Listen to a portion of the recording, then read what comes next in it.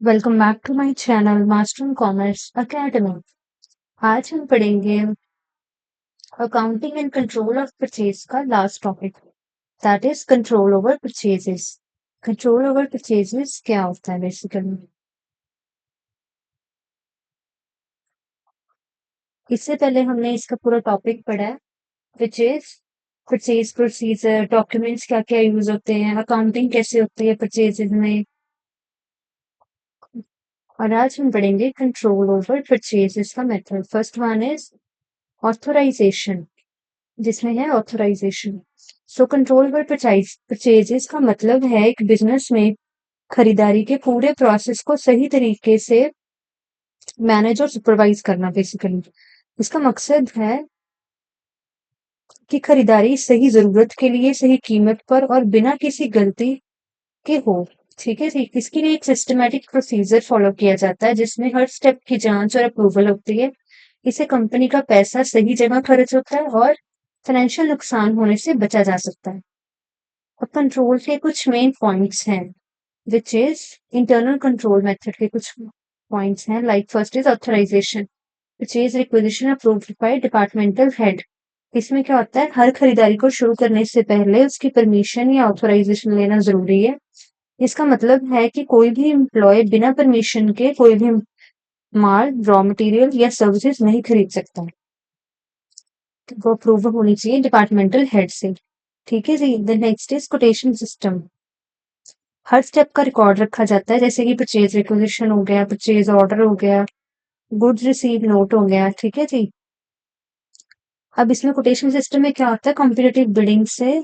Competitive bidding is basically बहुत सारे suppliers को ये हम अपना परचेज रिक्विजिशन भेजते हैं कि हमें ये सामान चाहिए, तो हर अपना सेलर अपना बेस्ट प्राइस, कितनी क्वांटिटी, वो किस क्वालिटी का वो मटेरियल या फिर सर्विस या फिर रॉ मटेरियल देगा, उस चीज का वो लिख कर भेजता है। तो हम उनमें से क्या करते हैं, उन सब में से जो हमें बेस्ट लगता है, जिसकी लोएस्ट कॉस्ट होती है, जो हमें बेस्ट मटेरियल दे रहा होता है, बेस्ट क्वालिटी वाइज दे रहा होता है, उस चीज को हम सिलेक्ट कर देते हैं।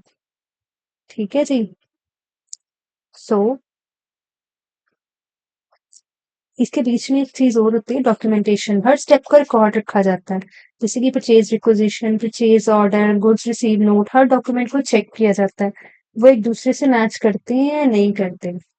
Then is segregation of duties. Segregation का बेसिकली जो मतलब होता है वो होता है अलग अलग काम अलग अलग लोगों को दिए जाते हैं, सो दैट मैनेजेबल हो सके हर चीज। लाइक परचेज का परचेज डिपार्टमेंट को दिया जाता है, रिसिप्ट का काम स्टोर डिपार्टमेंट को दिया जाता है, पेमेंट का काम अकाउंट्स डिपार्टमेंट को दिया जाता है, सो दैट कोई भी फ्रॉड ना हो और कल्यूजन ना हो। इसे एक ही इंसान सारे काम नहीं कर पाता और इससे क्या होता है, बिल्कुल फेयर रहता है पूरा प्रोसेस। और ये मैंने बता दिया आपको कि ये इनवॉइस को चेक किया जाता है, पीओ परचेज ऑर्डर के साथ, GR and goods receive note के साथ, इन सबको मैच किया जाता है, इसे 3 वे मैच प्रोसेस भी कहा जाता है। Then is purchase compare with purchase budget.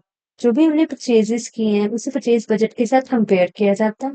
Periodic review, which is physical verification plus supplier performance evaluation. जो भी हमने परचेज किया होता है उसे फिजिकली वेरीफाई किया जाता है मटेरियल के साथ, सो दैट हमें उस सप्लायर की परफॉर्मेंस का पता लग सके कि उसने हमें कैसा सामान दिया है, सो दैट हमें इन फ्यूचर भी अगर परचेज करनी है कोई भी सामान की तो हम उससे करेंगे या नहीं करेंगे। ये सारी इसकी प्रोसेस होती है। ठीक है जी। सो इसके कुछ एडवांटेजेस भी हैं, लाइक जब हर स्टेप चेक होता है तो एम्प्लॉयज या सप्लायर के द्वारा किए जाने वाले किसी भी गलती या धोखाधड़ी को रोका जा सकता है बेसिकली। इससे क्या होता है, प्लानिंग बहुत अच्छी हो जाती है, लाइक जरूरत से ज्यादा कम, ना जरूरत से ज्यादा स्टॉक खरीदना या ना कम। इससे क्या होता है, कैश फ्लो बेहतर बना रहता है हमारा। Then is best price, supplier को कंपेयर करके सबसे अच्छी डील मिल जाती है जिससे कंपनी का पैसा बच जाता है। हर काम के लिए एक इंसान या डिपार्टमेंट जिम्मेवार होता है, जिससे गलती होने पर पता लगाया जा सकता है कि किसकी गलती है, मतलब कौन अकाउंटेबल था बेसिकली इस चीज के लिए। ठीक है जी। सो ये इसके एडवांटेजेस थे, हम इसकी एग्जांपल देख लेते हैं। लाइक अगर मान लीजिए ऑटोमोबाइल इंडस्ट्री है, लाइक मारुति सुजुकी, इसमें क्या होगा, मटेरियल्स जो भी स्टील हो गया, टायर्स हो गया, जब वो परचेज किए जाते हैं तो पूरा स्ट्रिक्ट सप्लायर सिलेक्शन सिस्टम के थ्रू परचेज किए जाते हैं। ठीक है? जो गुड्स रिसीव नोट है और इंस्पेक्शन रिपोर्ट्स हैं वो इंश्योर करते हैं कि क्वालिटी गुड्स ही एक्सेप्ट की जाए। और परचेज अकाउंट्स जो हैं वो रिकॉर्ड करते हैं ईआरपी में। ईआरपी लाइक सैप हो गया, ओरेकल हो गया, लाइक एज टैली हो गया, टैली ईआरपी में ये सारा रिकॉर्ड रखा जाता है। ठीक है जी, ये इसका एग्जाम्पल हो गया। और इसका कंक्लूजन बेसिकली ये है कि परचेज अकाउंटिंग क्या होती है, इंश्योर करती है एक्यूरेट अकाउंटिंग को, एक्यूरेट रिकॉर्डिंग हो, पूरी जर्नल एंट्रीज हो, लेजर में वो चीजें अपडेट होते हैं। ठीक है जी। एंड ये तो हो गया अकाउंटिंग कि उस चीज को हमने रिकॉर्ड भी किया और लेजर में हमने उसको पोस्ट कर दिया। देन इज परचेज कंट्रोल में क्या इंश्योर करता है कि वेस्टेज कम से कम हो और ना के बराबर हो, फ्रॉड्स तो बिल्कुल भी ना हो, ओवर परचेजिंग ना हो, या फिर अंडर परचेजिंग भी ना हो ऑथराइजेशन से। पूरे डॉक्यूमेंट्स को मेंटेन करके रखा जाए और चेक किया जाए हर चीज को साथ के साथ। और जब ये दोनों चीजें मिलाकर की जाती हैं तो क्या होता है, एफिशिएंसी आती है कंपनी में, कॉस्ट को कंट्रोल किया जाता है और जो प्रोडक्शन का फ्लो है वो स्मूथली बना रहता है।